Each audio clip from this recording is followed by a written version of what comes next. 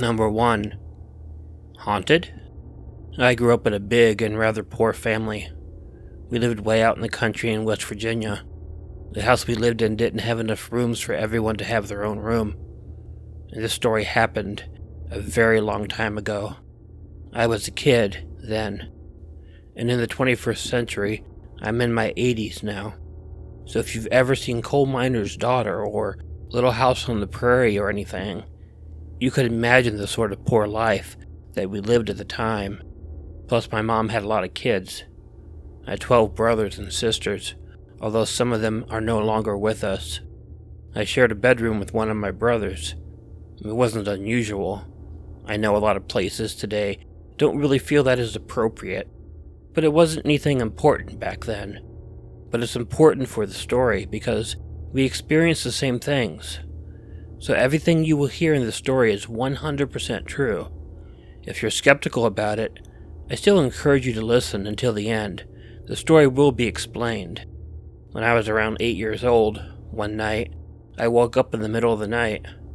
I was not really sure what had woke me up at first, but after a moment I began hearing this really eerie noise. I cannot even explain very well what the noise sounded like, but I can try to get an idea to help you imagine. It was as if someone was outside of the house and scratching on the wall. It sounded like a very long scratch, and it was the eeriest thing I had ever heard. The sound continued for a while. Eventually, being a tired child, I fell back asleep. In the morning, I asked my brother if he had heard it. He said that he hadn't. So for a little while, I tried to put it out of my mind. The following day, I heard the noise again, and it wasn't while I was sleeping. I was in the room by myself. It was a weird scraping sound against the wood, and it bugged me so much. I'd never heard anything like it before. Being an 8-year-old, the first thing that came to my mind is that it might be ghosts that I was hearing, or some sort of monster, or something dangerous outside of the house. So I sneaked over to the window, as quiet as I could, and I looked to see if there was anything outside. And no, I didn't see anything outside of the house, but I kept hearing the eerie noises. For the next couple of days, I was hearing the noises more often. I asked my brother if he had heard the noises, and he kept telling me that he did not. It seemed almost like they would only be happening when I was in the room alone. And yeah, my 8-year-old mind was telling me that this was happening for a reason. The ghosts, or whatever bizarre creature I was hearing, was only wanting me to hear the noise. After a few weeks of this happening, when I woke up one morning, my brother looked very disturbed. I talked to him, and apparently he had finally heard the noises that I had been hearing. And like me, he was scared, and his mind also went to the same conclusion that mine did. It was a ghost or something. He recognized that the sound was unlike anything that he had heard before, and he couldn't figure out what it was. He wanted to go and tell our parents about it, but this was not a very good idea. Our parents were ultra-religious and a bit authoritarian. We would likely have gotten in trouble for entertaining the idea of ghosts, so we decided to keep it to ourselves. Weeks went by and the strange and bizarre noises kept continuing. It kept us in a total state of fear and dread, but it seemed like there was nothing we could do. One night, however, I woke up in the middle of the night with a really sharp pain in my arm. Something was on me in the dark. I screamed loudly and realized that my brother must have experienced something similar. My parents heard the screams and they ran into our room and turned on the lights. Several rats were running around on the floor, and when the lights went on, they ran into the room's closet. My dad trailed them in there and found a hole in the closet that they must have been using to get in and out of the room. My father had his brother come over so they could exterminate the rats. I want to mention, we had not lived in this house for a long time. After exploring and trying to determine how many rats were in the house and in the walls, we found out. They tore some of the walls down. There were dozens and dozens and dozens of rats in that house. They were filled up in the cellar. They were in the walls. They were undoubtedly all the sounds that I had been hearing, and they had been coming out at night, and they were everywhere and overwhelming. The place was completely infested with rats. We didn't move out, though. My dad and uncle just tried to kill all the rats themselves. It was a weird experience I don't want to talk about. I'm Killer Orange Cat's grandmother. The brother in the story was murdered in the 1990s by a serial killer. I can't mention her name, but I'm sure you know who she is. I just wanted to add that, because this story made me miss him.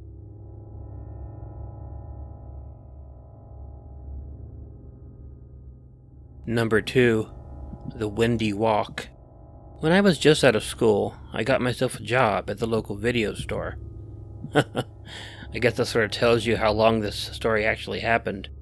I wasn't a manager or anything, but many times managers wouldn't close the store at the end of the night, and there were several times when I was the last one in the store at 11 p.m. at night, and I didn't have a car, but the store was right outside of the town that I lived in, so it wasn't a bad walk on the way home. However, there were parts of it that could be a little bit creepy, because it was a small town and there were not streetlights everywhere. This happened on a night in the late fall. In fact, looking back on it, I think that it happened in November. After 8 p.m. that night, I was the only person left in the store. There was a Piggly Wiggly store in the same parking lot as ours. They closed an hour earlier than us. However, the wind outside was blowing very hard that day, and as the day and evening went on, the wind got worse and worse. In fact, I would think it might have gotten close to 30 miles per hour. I watched out the window and saw the few people who were grocery shopping having carts being blown away from them. People lost things that were blown out of their carts, but as the day went on, the business in both my store and the Piggly Wiggly began to go down. For the last couple hours, I was almost getting only a couple customers an hour. I watched out the window when the Piggly Wiggly store was closing. Generally, all the employees would be long gone before I was anywhere close to even closing. So for that last hour before the store closed, I was really all alone in that store in that area. The wind was howling, shaking the store. It was really creepy too, with all of the lights from the Piggly Wiggly being out. So yeah, that last hour was quite unpleasant. All I did was stand at the door and watch how fierce the wind was. At one point, I did see a person walking through the parking lot. They were going up to the Piggly Wiggly. They didn't pull in with a car, so I figured it was a walker. They went up to the doors to the grocery store, which of course didn't open. I couldn't imagine why this person would have even thought they might be open. Due to the lights being out, it was obvious to anybody who had eyes that the place was closed. The guy walked around the Piggly Wiggly, and he even walked off and disappeared off the side of the Piggly Wiggly. As I didn't have any other people coming into the store, I simply stood there at the door. I was curious what this person was up to. After a while, I did not see them emerge again, so I went back to trying to get the store ready to close. By the time the store was closed, the wind was howling so loud. I knew it would not be a fun walk getting home. The walk usually took me an hour to make, and with the wind blowing the way it was, I was expecting that it might take a little bit longer to get there. I went to lock the door at closing. When I did, I noticed that the guy was back. He was still over at the grocery store and not around me, but he kept acting weird. He was looking in the store through the windows, as if there was something he wanted from there. I definitely felt safer with the door locked. I went and turned off the lights. I had to do some work on the office before leaving. When I came out, I noticed that the guy was gone, so I locked the doors and I went to walk home. First, I had to walk down a road with not much on it, but it led down to the town. There were no street lights once you got away from the grocery store. It was only a few moments after I started out that I noticed the guy at the grocery store had been in the parking lot. He didn't do anything at first, but once I got out of the parking lot, I did look back and notice he began walking towards the road. The wind felt like it was trying to push me down, but I did look back a few times, and I noticed that he began to follow me, or at least he was walking in the direction that I was walking. And yeah, that made me very, very nervous. I looked back several times as I was walking along the road. I tried my best to make it seem like I was not spying on him, but I suppose he had to know that I was checking to see if he was following me. I couldn't really see anything about him, such as his face or anything like that. All I could see was a human form. That human form was following me. I mean, I wasn't seriously concerned, despite the guy's weird behavior at the store. I mean, he might have just been a guy who was walking home in the same direction as me. But I was still a bit nervous. I figured when I get to certain roads in the town, I would take certain turns and see if the guy would follow me. I turned down a road that was not a shortcut for me, and he turned too. I turned again. He turned too. I turned again. And you know what? He turned too. I went in a full circle and the man turned 3 of those corners. When I turned the 4th corner, I didn't see him. Oh, with a sigh of relief, I decided I was okay and I went walking on my normal route. As I walked that route, I realized why I hadn't seen him make the last turn. He backtracked. As I turned the corner of the actual route, he was standing a block away from me. He was watching me. I freaked. I turned and ran, and I could hear that he was running after me. So I just kept running and not looking back. I was a decent runner, so it wasn't bad. Although it was late, there was a gas station I knew was open 24/7. It was a bit of a run, but I knew I would be okay if I could get to it. I passed the post office. I passed a vet clinic. I passed a small park and a U-Haul business. And then I turned and saw him running after me. But I beat him. I got to the gas station and I ran in. I told the clerk what was happening and to call the police. The man came to the door. It slid open on its own. He stood there looking at me as the clerk called the police. It seemed like a really long moment, but it was probably not. He turned and left. The police found him and talked to him, but they really couldn't do anything about it. Though he scared me, he didn't attack me or anything. I thought that was bullshit, but I couldn't do anything about it. My dad bought me a taser, and I carry it with me wherever I go.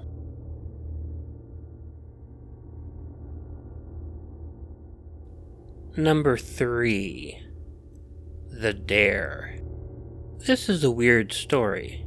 I mean, if you've seen shows like Jackass, or if you've ever lived in a college dormitory, or if you just hung around a bunch of guys, you'll know how guys generally do some dumb shit. But we have fun. I was dared. And guys do stupid things when they're dared, but hey, it was a dare. And I had to go through with it. I mean, if I didn't, the penalty would be everyone thinking I was a puss. I had to strip completely naked, and I had to run down the street at midnight and go to a certain house. An older lesbian lived in the house. I had to knock on the door, and when she answered it, shake my dick at her and then run off. You see what I mean? Stupid shit. But I was 18 years old and as dumb as a brick, so I had to do it. I stripped down. It was late in the year and no one was out. My friends were laughing like idiots, and after a brief moment of hesitation, I began running down the street.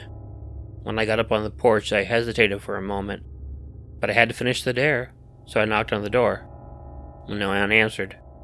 I knocked on the door again. No one answered. I figured I would knock on the door one last time, and right when I did, the door opened. The biggest, scariest Amazon I've ever seen open that door, hell. This woman was taller than Xena. The woman grabbed my knocking hand and pulled me into the house with incredible strength. She closed the door and she threw me into a sitting position on a chair. I covered my crotch with my hands. She had a freaking butcher knife in her hand. You can't wiggle that thing at me if I cut it off, she told me. I was shaking, literally scared out of my mind. I begged the woman not to hurt me. Hell, I even cried a bit. Move your hands, she yelled at me. I couldn't. Move your hands, she again yelled.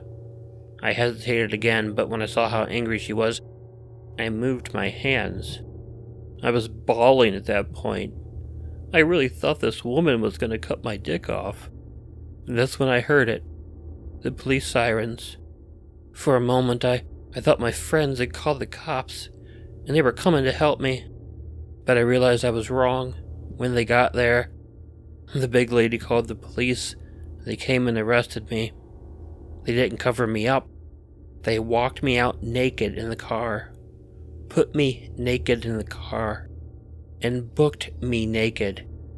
I was only charged with indecent exposure. I was bailed out right away and had to end up paying a fine.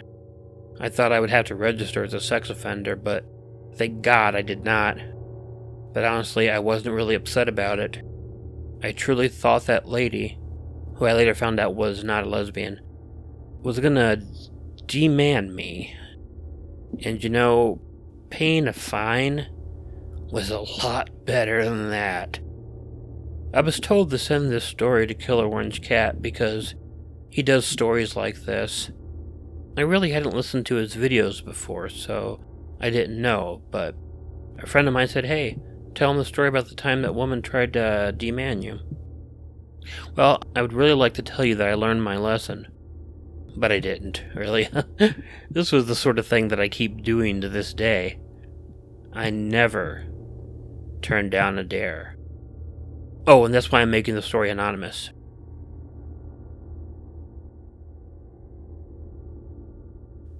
Hey y'all, Killer Orange Cat here. I hope that everyone had a good holiday if you celebrate it. If you don't, I still hope your day went well. I will be doing a late live stream on Friday the 29th. It'll be 9 p.m. Central Time.